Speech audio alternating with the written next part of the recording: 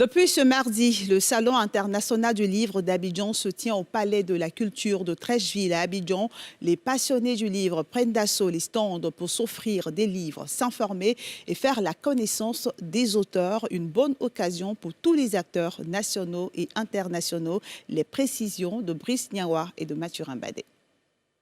Venus en grand nombre de tous les coins d'Abidjan et au-delà, ces visiteurs du Salon international du livre d'Abidjan ont pris d'assaut les stands, les couloirs et cette salle aménagée du Palais de la Culture.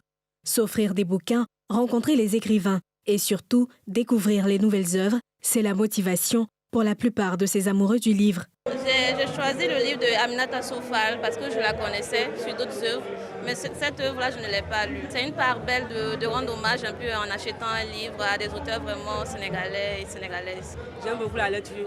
Je suis venue avec mes amis découvrir assez de livres et comment augmenter notre connaissance en littérature aussi. La lecture même, c'est la porte ouverte sur le monde. Parce qu'à travers la lecture, on voyage, on apprend, on se fait des relations et ça permet quelque part de se réaliser, d'être en harmonie avec soi-même. L'engouement est bien là, surtout chez les jeunes. Cela s'expliquerait par la diversité des œuvres et leur adaptation au format numérique. C'est important de partir chercher les lecteurs dans leur terrain de jeu, j'ai envie de dire. On dit que les jeunes sont beaucoup antiques, 2.0 comme on dit. Donc oui, si les jeunes sont sur les réseaux sociaux et sur le numérique, pourquoi ne pas partir les chercher là-bas? Qu'il y a le digital qui a une forte influence dans notre société, mais on ne change pas une équipe qui gagne. Le livre est très important. Depuis qu'on est là, ils sont en train de demander des ouvrages.